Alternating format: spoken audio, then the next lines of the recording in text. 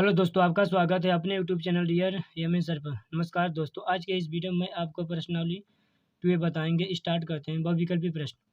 प्रत्येक प्रश्न के 4 उत्तर दिए हुए हैं, सही उत्तर छाटिए। प्रश्न नंबर 1, बहुपद y cube minus y plus y square minus under 2 का अवरोही क्रम है। तो 4 ऑप्शन दिया है, इसमें चारों ऑप्शन में से कौन सही वो आपको बताना है। तो अवरोही क्रम में लिखना। अवरोही क्रम का मतलब होता है घटते हुए क्रम में हम लिखेंगे। तो पहला देखो दिया option y cube minus y plus y square minus 2। तो हम सॉल्व करते हैं। प्रश्न आपका यह है, हमको अवरोही क्रम में लिखना। तो यहाँ लिख देंगे अवरोही क्रम में। लिखने पर अवरोही क्रम, अवरोही क्रम होता है आपका घटता हुआ क्रम, घटता हुआ क्रम होता है। अब घातों का क्रम घटते हुए क्रम होना चाहिए। तो देखिए ये आपका प्रश्न है, इसमें देखेंगे सबसे बड़ा घात। तो सबसे बड़ा घात वाई क्यूब है, तो वाई क्यूब हो जाएगा। अब 3 के बाद अब इन तीनों में देखेंगे सबसे बड़ा घात वाई स्क्वायर है प्लस वाई स्क्वायर। अब उसके बाद माइनस वाई और माइनस अंडर रूट 2। ये आपका आंसर है। तो ऑप्शन इसमें से कौन सा है आपका? Y cube plus y square, y cube plus y square minus y minus under 2। Option number तीसरा आपका सही है। प्रश्न नंबर 2, बहुपद एक्स पे 5 plus 2x square plus 3x plus 7x पे 4 प्लस एक्स क्यूब प्लस 1 का आरोही क्रम है। आरोही क्रम में लिखना है। आरोही क्रम का मीन्स होता है बढ़ता हुआ क्रम होता है। तो लिखेंगे आरोही क्रम में। लिखने पर आरोही क्रम यानी होता है बढ़ता हुआ क्रम, बढ़ता हुआ क्रम। ये आपका प्रश्न है। 4 ऑप्शन इसमें दिया है, चारों ऑप्शन में से हमको बताना है कौन सही है। तो आरोही क्रम में लिखना। आरोही क्रम का मतलब होता है बढ़ता हुआ क्रम। घातों का जो क्रम है वह बढ़ते हुए क्रम में होना चाहिए। यानी कि 5 घात दिया है, यहाँ पर 2 घात दिया है, या 1 घात, या 4 घात, यहाँ पर 3 घात, यहाँ पर यह दिया। तो सबसे पहले हम लिखेंगे 1 प्लस, और उसके बाद घातों का क्रम जो सबसे कम घात है, यहाँ 5 घात है, यहाँ 2 घात है, यहाँ पर 4 घात है, यहाँ पर 3 घात है, यहाँ पर 1 घात है। तो 1 घात वाले को हम पहले लिखेंगे। अब इस पे सबसे कम घात आपका 2 है, तो 2 घात लिखेंगे 2x स्क्वायर। अब इसके बाद 3 घात वाला लिखेंगे, एक्स क्यूब हो जाएगा प्लस। अब 3 के बाद 4 घात वाला लिखेंगे प्लस 7x पे 4, और प्लस उसके बाद 5 घात वाले लिखेंगे एक्स पे 5 हो जाएगा। ये आपका आंसर। अब देखेंगे ऑप्शन नंबर कौन आपका सही है। देखिए पहला हमें लग रहा है सही है। 1 plus 3x plus 2x square plus x cube plus 7x पे 4 प्लस x 5। तो ऑप्शन नंबर आपका 1 सही है। 3, निम्नलिखित में बहुपद नहीं है। पहला प्रश्न x square plus 5x plus 6। तो पूछा इसमें से कौन सा बहुपद नहीं है। तो पहला प्रश्न दिया है x square plus 5x plus 6, यह बहुपद है क्योंकि इसमें चर का घात 2 है, 2 पूर्ण संख्या है, इसलिए आपका यह बहुपद है। ये आपका बहुपद है। दूसरा दिया है वाई पे 5 प्लस 7y, ये भी बहुपद है क्योंकि इसमें चर का घात 5 है और 5 पूर्ण संख्या है, ये भी आपका बहुपद है। तीसरा प्रश्न दिया है under root x plus 2x, इसको हम ऐसे लिख सकते हैं या करके एक्स अंडर रूट एक्स, इसका मतलब होता है 1/2 प्लस हो जाएगा 2x। अब इसमें चर का घात 1/2 है और 1/2 परिमेय संख्या है, इसलिए यह बहुपद नहीं है, बहुपद नहीं है। प्रश्न नंबर 4 दिया है एक्स माइनस 5, इसमें चर का घात 1 है, इसमें जो चर का घात 1 है और ये क्या है पूर्ण संख्या, इसलिए यह बहुपद है, बहुपद है। अगला प्रश्न है प्रश्न नंबर 4, यह दिया अति लघु उत्तरीय प्रश्न। देखिए प्रश्न नंबर 4 है निम्नलिखित फलनों में कौन से बहुपद है, इसमें भी बताना है कौन कौन बहुपद है। पहला प्रश्न दिया x square plus 4x plus 4, यह बहुपद है क्योंकि इसमें चर का घात 2 है, 2 पूर्ण संख्या है, इसलिए ये आपका बहुपद है। दूसरा दिया y पे 8 प्लस 4, ये भी बहुपद है क्योंकि इसमें चर का घात 8 है और 8 क्या है पूर्ण संख्या है, इसलिए यह बहुपद है। तीसरा दिया है एक्स प्लस 1/x, इसमें चर का घात 1 है, लेकिन इसको हम ऐसे लिख सकते हैं एक्स प्लस, ये ऊपर जाएगा माइनस हो जाएगा, ax माइनस वन। अब इसमें चर का घात -1 है यानी ऋणात्मक है, इसलिए यह बहुपद नहीं है। तो हम लिख देंगे यह बहुपद नहीं है। तो बहुपद का मेन कंडीशन होता है जो चर का घात हो वह पूर्ण संख्या होना चाहिए, धनात्मक में होना चाहिए। अगर चर का घात ऋणात्मक दिया हो या परिमेय संख्या दिया हो तो आपका बहुपद नहीं है। चौथा प्रश्न है 3x² प्लस √x प्लस 7। यहाँ देखिए चर का घात 2 है, लेकिन यहाँ पर दिया √x और अंडर का मतलब होता है 1/2, यानी इसको चाहे तो हम ऐसे लिख सकते हैं 3x² प्लस ये हो जाएगा x 1/2 प्लस हो जाएगा 7। अब यहाँ देखिए चर का घात जो इसमें है 1/2 है और 1/2 परिमेय संख्या है, इसलिए बहुपद नहीं है, बहुपद नहीं है। पांचवा प्रश्न दिया है x² प्लस 1/x², ब्रैकेट में दिया x² माइनस 1/x²। चाहे तो इसको और हम विस्तार करेंगे तो वर्गांतर नियम लगाएंगे, इसको लिख सकते हैं हम लोग x² पे 2 माइनस हो जाएगा 1/x² पे 2, या इसको हम लिख सकते हैं x पे 4 घात माइनस हो जाएगा x पे 4 घात। यहाँ पर चर का घात 4 है, धनात्मक है, या इसी को हम ऐसे भी लिख सकते हैं x पे 4 माइनस ये प्लस है, ऊपर जाएगा माइनस हो जाएगा x पे -4 हो जाएगा। यहाँ पर चर का घात देखिए -4 है और घात माइनस में यानी ऋणात्मक में है, इसलिए बहुपद नहीं है। ये भी आपका बहुपद नहीं है। इसको हम विस्तार किए हैं, यहाँ डायरेक्ट हम बता भी सकते हैं, डायरेक्ट भी आप बता सकते हो। यहाँ चर का घात 2 दिख रहा है और इसको ऊपर ले जाएंगे तो माइनस हो जाएगा, इसलिए इसको हम पहले विस्तार करेंगे। तो विस्तार किए हैं a + b और a - b की सहायता से। छठवां प्रश्न दिया है x पे 4 माइनस 3x प्लस 2 दिया है। यहाँ पर चर का घात 4 है और 4 पूर्ण संख्या है, इसलिए एक आपका बहुपद है। ये आपका क्या है? बहुपद है। सातवां दिया है x² माइनस 2/3 x प्लस 6, ये भी आपका बहुपद है क्योंकि इसमें चर का घात 2 है और यहाँ 1 है, सब धनात्मक है यानी पूर्ण संख्या, इसलिए बहुपद है। आठवां दिया है x प्लस 5 का होल स्क्वायर। तो पहले इसको हम विस्तार करेंगे, यह a + b का होल स्क्वायर दिख रहा है, a² प्लस b² होता है, यानी 2ab लिख सकते हैं। 5 दूना 10x और प्लस 5 का वर्ग हो जाएगा 25। अब इसमें चर का घात 2 है और यहाँ घात 1 दिया है, 2 क्या है? पूर्ण संख्या है, इसलिए यह एक आपका बहुपद है।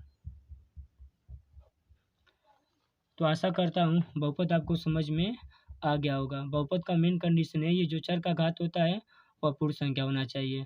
अगर चर का घात ऋणात्मक दिया हो या परिमेय संख्या दिया हो तो आपका बहुपद नहीं होगा। प्रश्न नंबर 5, निम्नलिखित में से प्रत्येक में x² का गुणांक लिखिए। पहला प्रश्न दिया है 2 + x² + 1, तो हमें गुणांक बताना है किसका? x² का गुणांक, x² का गुणांक। तो गुणांक निकालना है तो इसमें देखें इस प्रश्न में जो पूछ रहा है x² कहाँ है, यहाँ पर 2 है, यहाँ 2 दिया है, x² यहाँ पर और यहाँ पर x, तो हमसे पूछा x² का गुणांक। अब x² यहाँ पर दिया है तो अब देखेंगे x² के पास कुछ अंक दिया है कि नहीं दिया है, तो यहाँ पर कुछ नहीं दिया तो हम 1 मान लेंगे, तो x² का गुणांक कितना होगा? 1 होगा। दूसरा का आंसर आपका होगा, इसमें पूछा x² का गुणांक, x² का गुणांक, यहाँ पर -1 ले लेंगे, -1। तीसरा का आंसर होगा x² का गुणांक पूछा, तो x² का गुणांक यहाँ x के पास क्या है? π/2 है, तो इसका गुणांक हो जाएगा π/2 हो जाएगा। चौथे का आंसर x² इसमें दिया ही नहीं है, इसलिए x² का गुणांक क्या हो जाएगा? 0 हो जाएगा, तो x² का गुणांक 0 होगा। तो गुणांक हम इस तरह निकालते हैं।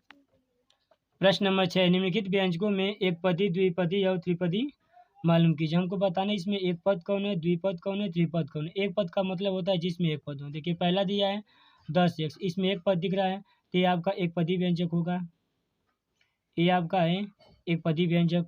दूसरा देखिए 5x² + 3x है, यानी दूसरा जो जुड़ा है इसमें प्लस के साथ जुड़ा हो तो ये आपका हो जाएगा द्विपदी, इसको हम कहेंगे द्विपदी व्यंजक। अब तीसरा दिया है x + 1 का होल स्क्वायर, तो पहले इसको हम विस्तार करेंगे तो a + b का होल स्क्वायर दिख रहा है, a² + 2ab होता है +1 होता है। अब इसमें देखिए 3 पद है तो ये आपका हो जाएगा त्रिपदी व्यंजक होगा। इसको हम कहेंगे त्रिपदी व्यंजक। चौथा है ए प्लस बी का होल स्क्वायर दिख रहा है, इसको भी हम विस्तार करेंगे। ए स्क्वायर प्लस 2 भी होता है तो 18x हो जाएगा और प्लस 9 का वर्ग 81 हो जाएगा। अब इसमें कितना पद है, 1 2 3, तो इसमें 3 पद है, यानी हो जाएगा त्रिपदी व्यंजक। पांचवा दिया है x square minus 3x plus 2, इसमें भी दिख रहा है 3 पद है, तो भी आपका होगा त्रिपदी व्यंजक। छठवां आपका है माइनस 25x है, तो इसमें देखिए केवल एक पद है, तो ये आपका होगा एक पदी व्यंजक। एक पद का मतलब होता है जिसमें एक पद हो, द्विपद का मतलब होता है जिसमें दो पद हो, और त्रिपदी का मतलब होता है जिसमें 3 पद हो। जब दो पद रहेगा तो प्लस और माइनस के साथ जुड़ा रहेगा, तो जिसमें एक पद हो उसे हम एक पदी कहेंगे, जिसमें दो पद हो उसे द्विपदी कहेंगे, जिसमें 3 पद हो उसे हम त्रिपदी व्यंजक कहते हैं। प्रश्न नंबर 7, निम्नलिखित बहुपदों को आरोही क्रम में लिखिए। पहला दिया है 5x पे 7 प्लस एक्स पे 8 minus 5x square plus 5x पे 6 प्लस 2x पे 5 प्लस 7, इसको लिखना है आरोही क्रम में। आरोही क्रम होता है बढ़ता हुआ क्रम होता है, यानी घातों का क्रम बढ़ना चाहिए, तो जो घात सबसे छोटा रहेगा उसको हम पहले लिखेंगे। आरोही क्रम यानी बढ़ता हुआ क्रम, बढ़ता हुआ क्रम होता है। तो लिखते हैं, तो सबसे पहले हो जाएगा 7 प्लस, और उसके बाद देखेंगे सबसे कम घात, तो सबसे कम घात का एक्स है तो एक्स हो जाएगा। अब देखिए 7 घाट यहाँ पर 8, यहाँ पर 2, यहाँ पर 6, यहाँ पर 5 है, इसमें सबसे कम क्या है -5x स्क्वायर। अब बच गया क्या 5 6 8 7। अब सबसे कम घात, अब 2 के बाद सबसे कम घात हमको 5 दिख रहा है, प्लस हो जाएगा 2x पे 5, अब 5 के बाद 6 प्लस हो जाएगा 5x पे 6, और उसके बाद हो जाएगा प्लस 5x पे 7, और लास्ट में आपका बच गया x पर 8। ये आपका आंसर है। आरोही क्रम का मतलब होता है बढ़ता हुआ क्रम। प्रश्न number 2, x cube plus 1 plus x square minus x पे 5 प्लस एक्स दिया है, लिखना हमें आरोही क्रम में।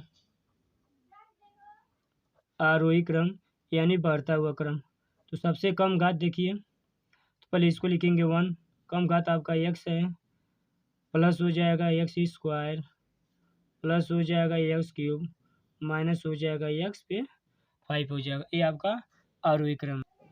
तीसरा 7 का तीसरा, x पे 5 प्लस एक्स पे 6 minus x square minus x पे 4 plus x minus x cube plus 17, लिखना है आरोही क्रम में। आरोही क्रम यानी बढ़ता हुआ क्रम, पर लिखेंगे 17। अब सबसे कम घात देखेंगे, तो सबसे कम घात यह दिख रहा है प्लस एक्स हो जाएगा। अब एक घात के बाद दो घात माइनस एक्स स्क्वायर, अब इसके बाद हो जाएगा एक्स क्यूब, 3 के बाद 4 आएगा एक्स पे 4, अब 4 घात के बाद आएगा आपका क्या 5 एक्स पे 5, और प्लस हो जाएगा एक्स पर 6। देखिए घातों का क्रम क्या हो रहा है, बढ़ रहा है, पहले एक घात फिर 2 फिर 3 फिर 4 5 6, यानी घातों का क्रम क्या हो रहा है, बढ़ रहा है, तो ये आपका होगा आरोही क्रम। तो आरोही क्रम हम इसी तरह लिखेंगे, घातों का क्रम क्या होना चाहिए, बढ़ते हुए क्रम में होना चाहिए। प्रश्न नंबर 8, निम्नलिखित बहुपदों को अवरोही क्रम में लिखिए। 8 का पहला दिया है 3x स्क्वायर माइनस 4x पे 5 plus 7x cube plus 2x पे 4, अवरोही क्रम में लिखना है। अवरोही क्रम का मतलब होता है घटते हुए क्रम में। अवरोही क्रम यानी इसको हम लिख सकते हैं घटते हुए क्रम में लिखने पर, अवरोही क्रम में लिखने पर। तो घातों का क्रम क्या होना चाहिए, घटना चाहिए, तो जो सबसे बड़ा घात रहेगा उसको हम सबसे पहले लिखेंगे। तो सबसे बड़ा घात यहाँ पर दिख रहा है -4x पे 5 हो जाएगा, अब उसके बाद प्लस 2x पे 4 प्लस 7x पे क्यूब प्लस हो जाएगा 13x स्क्वायर। घातों का क्रम घट रहा है, पहले 5 फिर 4 फिर 3 फिर 2, तो इसी को हम बोलते हैं अवरोही क्रम। अवरोही क्रम का मतलब होता है घटते हुए क्रम में होता है। प्रश्न नंबर 8 का दूसरा, वाई स्क्वायर प्लस 2y पे 4 plus 3y plus y cube plus 8, तो लिखना है अवरोही क्रम में। अवरोही क्रम घटते हुए क्रम में होता है, तो जो सबसे बड़ा घात हो उसके पहले लिखेंगे। तो 2y पे 4 plus y cube plus y square plus 3y plus 8, ये आपका आंसर होगा। 8 का तीसरा, x cube plus 5x square plus 7 plus x पे 4 प्लस 5x, अवरोही क्रम में। अवरोही क्रम में सबसे बड़ा घात देखते हैं, एक्स पे 4, तो एक्स पे 4 हो जाएगा, प्लस एक्स पे cube plus 5x square plus 5x plus 7, ये आपका आंसर है। तो दोस्तों प्रश्नावली 2 आपका कंप्लीट हो गया। अगर मेरा वीडियो आपको अच्छा लगा हो तो नीचे कमेंट करना ना भूलें, और अभी तक आप मेरे चैनल को सब्सक्राइब नहीं किए तो प्लीज़ मेरे चैनल को सब्सक्राइब कर लीजिए। मिलते हैं अगले वीडियो में।